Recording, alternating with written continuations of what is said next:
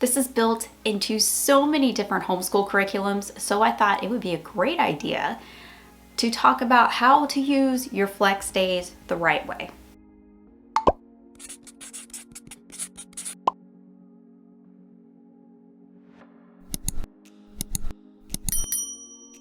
So over the years, I have used many different homeschool curriculums for my kids, and oftentimes I find that there are one and sometimes two flex days.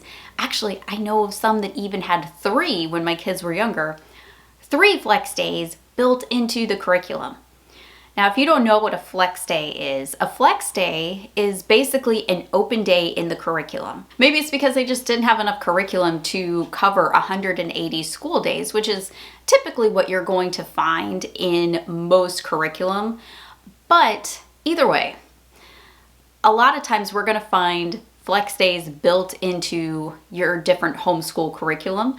And I thought it would be really fun to show you some different ways maybe to use those days to your advantage. Now, the younger your kids are, the more likely that they will have some kind of flex day built into the schedule. So I'm going to give you 3 ways that I use these days to really help us in our school year while giving us a little bit of a break. So this way is going to help you out immensely on some days.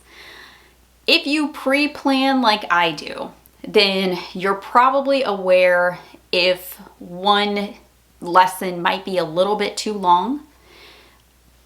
This is a great time to use your flex day. So I like to pre-plan out my weeks inside of my Mardell planner, which is right here. It's like my right arm. It's always right here beside me. I have everything in this planner. I always plan at least 1 week in advance. And a lot of times I like to see how long a lesson might be or if it's on a tougher subject. Now, what I like to do sometimes is if I can foresee us needing a little bit of extra time to get that lesson done, I'll break it in half and I'll use a flex day to help me with that lesson. So maybe we'll do the first half on the day that it's assigned and the second half on the flex day. I love doing this every now and then, and I probably do this at least 2 or 3 times a year. But use this day as like a documentary day. If you can find a great documentary on whatever you're learning about, that's a great thing to do on a flex day. So like right now, we are learning in world history about Egypt. One of the things that I want to do is I want to work in a documentary about Egypt. So there is this one that I really, really like, and it has to do with Exodus and dating. And so I want to make sure that we watch it. I think it's called Patterns of Evidence Exodus. I watched it, goodness, like when it first came out like years ago, but it is a great documentary. And I know it's Christian based. I know it was really, really well done. And I think it might be on Answers in Genesis. I have to double check, but that is one that I have coming up. And here's a really cool bonus tip for you. Even though there's no flex days built into our history curriculum, I can take that documentary time and put it in place of a flex day for one of his other subjects. So if he has a flex day in one of his subjects, I'm going to fill that hole, like 45-minute gap, with part of our documentary.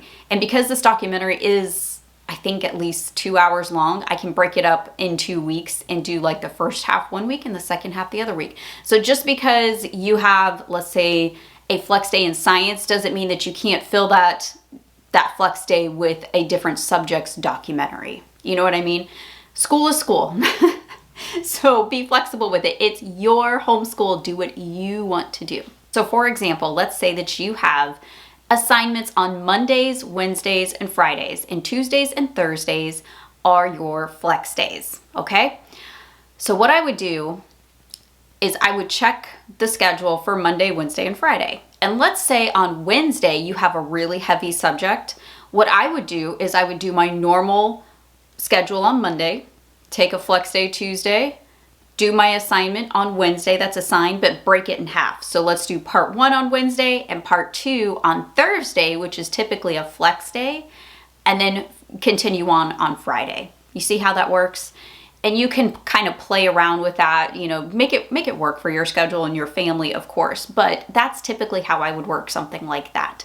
So if there is a lesson that runs a little bit longer, or if you're doing your lesson and let's say your child runs into a problem where they're just not understanding something, those flex days can give you time to slow down. And so you can, in the middle of the week, kind of manipulate your schedule a little bit and use those flex days to really solidify that. Maybe do some extra practice, make some flashcards, you know, whatever works for your kids. Maybe try to go over those assignments a little bit more and help them understand those things that might have been a little bit tough for your kids. Let me know down in the comments, how do you use your flex days? What do you do? Do you just do nothing? Or do you fill in the gap with something else? I would love to hear some of your ideas because it will give other moms ideas of things to do. And especially like new homeschool parents, they have no idea what to do sometimes with these flex days. So I thought it would be a great idea to kind of throw out some great ideas to fill in those gaps if you need to fill up those hours for your state requirements. Again, always check your state's requirements, always follow the law, but there's some great things that we can do if we just get a little bit creative. So this next one is like really obvious, guys. You can just use it as a day off. I mean, if the curriculum that you have, and if you finish it with the flex days, you still finish that curriculum. So you don't technically have to do anything on those days. And probably at least 50% of our flex days, we don't do anything. That's fine. You don't have to. Like, that's what it's there. You can just use it as a day off. Another thing that you can do is you can add a living book to your flex days. So if you are more Charlotte Mason based like I am, then you can pick out a great living book and you can add that into your flex day rotation. So let's say that you have your child reading a couple chapters, and of course this is going to vary with each child, their reading level, what grade they're in, etc., etc. But I have a high schooler. So what I would probably do is I would have him read a living book as, you know, probably a chapter a day. And then during that flex day, what I would do is that would be like our book club time. And we would sit down and we would discuss the book that we're reading. And with us, we read a living book for our world history, and we have kind of like book club time at least a couple times a week where we kind of sit down and catch up, and we're both reading it at the same time. We're reading the same chapters on the same day, and we do narration. Sometimes I have him write a paragraph. Sometimes I have questions for him that he has to do some answering. But really, it is kind of like a little mini book club with just me and him, and we get to sit down and talk about the book that we're reading together. It is a lot of fun, especially if your kids like to read and if they're kind of more literature based like that. If they learn a lot through literature and storytelling, that's going to be a great option for you and your homeschoolers. And it is a lot of fun. And when you kind of make it like a book club, especially if you add snacks, to your book club, that is a really fun time. Now you can also add in things, especially if you have kinesthetic learners, you can also add in things like musical instruments or an art class, things like that. Yellow Spot Sun has some great art classes. If you have some flex days and you just feel like you need to fill in the gap, if your kids like art, which my oldest did. My youngest, he's not big on like physical art, he's more musical.